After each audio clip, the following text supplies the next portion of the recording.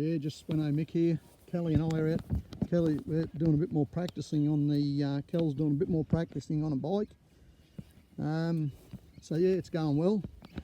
She's now starting to really get the hang of the Mutt. Second day out, and I look at it and I really do like the look of that bike. I reckon that's a really good all-round bike to keep, actually. So here's the Braaap. It's powering up. It's going like a little beauty. And we're out having a bit of a look. Some big Braaap in there. I think they're actually Charolais, but I'm not sure. Look at the humps on them. And I'm just looking down, just spun around, and down, and this is a gap. Don't know if you can hear the bellbirds, but there's a big steep hill there, very steep hill there, and it's down as a big gap. And down there you probably can't pick it, but just at the very top of the tree line, the lowest point of the tree line in the V, you can actually see the main road heading through to Conondale. So we're southeast of the road heading to Conondale, I would say, and I can see a dam over there, and then hills over the other side of Conondale. That hill, or actually that might be on this side of Conondale. That hill is all houses down there and all dams, you can see. You don't realise from up here how many dams are actually down there. And then right out there, you can actually see the Conondale Kenilworth Road. I can see a shed right in the very far distance, in the foreground of those far hills on the paddock, in the paddocks. And you can see a shed. Well, that's the road heading from the other side of Conondale out towards Kenilworth. And that ranges up in the back there of the Conondale Ranges. So anyhow, getting back around here to Kel on a Mutt. She's just taken a picture of it. The apple of her eye. Taking a picture of both babies. Yeah, and we've just been out today and had a, well, we're going to keep on going, but I just thought I'd bring it down here because what we're actually doing is we're just going around the back road so Kelly can get a hang of it. And yeah, but you're enjoying it, aren't you, Kel? I certainly am. Yeah. Last day of winter. Last day of winter, yes. Last day of winter, Yeah. Perfect day to be out riding. Yeah. You don't mind me calling you Kel? No, not at all. I prefer Kel. Thank you, yeah. Rightio. So, getting back to this bike here, I won't dribble on about it for too long. It's actually got you'd think it would be quite loud, but it's not very loud at all. So I thought it would have been louder than this, but this bike actually has 18-inch wheels too, whereas my Braaap has 17-inch wheels. And I was looking at it, it's got braided brake lines. So it's actually got braided brake lines like a dirt bike. And then you can see the ABS wire. We've backed those back shocks off because Kel only weighs about 60 kilos. So back them off, and I just checked the stretch on the chain. The chain stretched a little tiny bit, but it's all good. The adjustment's good. And so it's got an 18-inch front wheel too, whereas the Braaap 17 and 17. And yeah, so, and it's I was talking to a bloke on Facebook, and he was thinking that these things were both pretty well identical, except one's fuel injected, but they're not anything alike hardly at all. As a matter of fact, they've got different swinging arm, different brakes, bigger wheels, different size wheels, different brake caliper, different brake master cylinder, different front forks, different engine, different shocks, different forks, different, and different. So they're not even remotely close. The Mutt is, what was it, about 8,000, wasn't it, Kelly? Yes. Yeah, so it's $8,000 bike. So it's not a cheap bike, but... That was $8 grand, that was before... plus on roads. Plus on road, yeah. So what would it cost, 8.5 all up? Yeah, a bit more because I had the front suspension lowered. Rightio. So Kel had the front suspension lowered a little bit, and registered 12 months radio.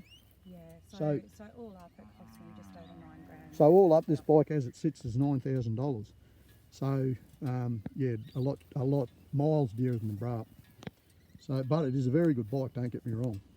Very good bike. Like I would, if I was only having one motorcycle, I'd have that I'd be happy just to have that as my own motorcycle. I'd use it in the bush, and which I will this when I get my different tyres, but Yeah. I'd just use that thing for the Mutt for everything if I had one. But anyhow, I'm just going to leave it at that. But that's a fairly long little video we got going here. I've got my back shocks backed right off too, but I'm thinking of putting some different back shocks on it for much longer. And I don't think there's anything else. I'm just going to leave it at that. Oh, the instrumentation on this is totally different too. You have a look at that. So your speedo on that is completely different. Different bars, different triple clamps. Actually, I don't think there's hardly a thing that's the same. But anyhow, I'm going to leave that. That's enough waffle out of me. We'd probably much prefer to look at Kel. Stop it. Big thumbs up. I might get a few hits on this video because normally it's very average looking little me on it. Rightio, Sveno and Mick out and about on the bikes. Sveno, Mick out. Yeah, just Sveno and me back again, Sveno and Mick.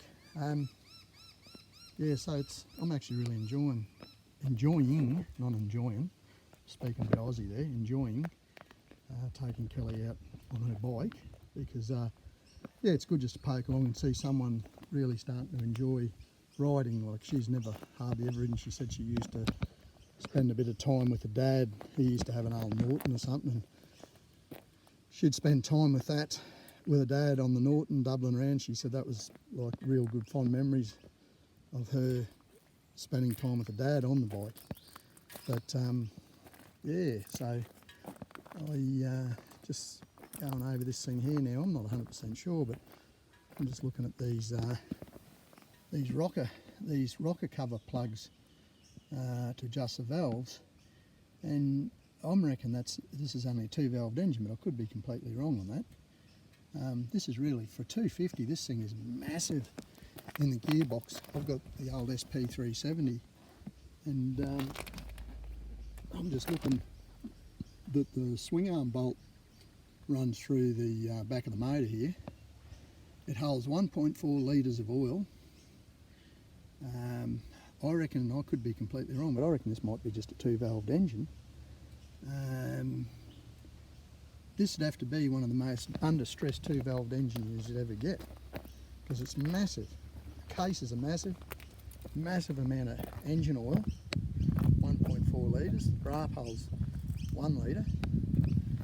And this is so much like my old SP370 motor. Just have a look at the size of the counter shaft, front sprocket counter shaft. It's big. It's run the 520 chain. 520, I don't know if it's an O-ring, I'll have to have a look. Oh, it's run an O-ring chain. So, 250, your foot pegs mount different. Have a look at that there, they mount 2 bolts so you actually don't move. That gear stick's nice and tight now. Just look at this thing, Kelly, this engine, I just see it holds 1.4 litres of oil. That's a massive amount of oil. What does yours hold? 1 litre? Yeah, right. Yeah, and they're both 250s. Yeah.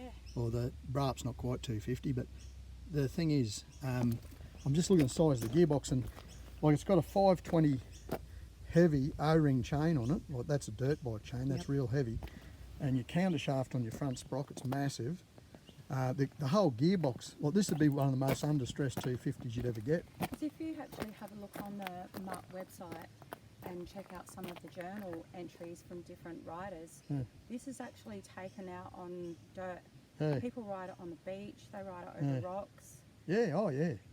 Yeah, definitely. Well, one fella, he had a few mods done to it and did a trial ride through the Sahara Desert. well, I'm amazed. I'm just looking, like it says here, 1.4 litres of oil, and it's only a 250cc engine, so that's she's under-stressed. This bike could last for years. Yeah, it's a beauty. Yeah, definitely. This is a keeper. Yeah. Well, I might leave it at that. That was my little Sveno Mick vlog that I'm going to all join together. The exhaust is all mounted in under there, you can see. It's your phone, I think. So yeah, looking at that. And I'll just pop that back on. They must have bled the brakes before that was off. And yeah, I'm just amazed. I'm amazed the more I look at it, the more I realise that quite a very high quality little bike. It's actually a very good bike. Yeah. Yeah, that's okay. And there's a sensor, an Yeah, where A2 is it? sensor on the exhaust, I think, or exhaust sensor, and she's got Oh, another he's at home, sensor, is he? another sensor screwed into here. Don't know what that one would be. Yeah, I wasn't sure where he was. There's a throttle positioning one there, I'd say. Yeah, it's got sensors all over it. But anyhow, she's a bloody little ripper. Anyhow, I'm going to leave it at that. Sveno Mick. Oh, 18-inch wheels too. Yeah, Sveno Mick. Sveno Mick out.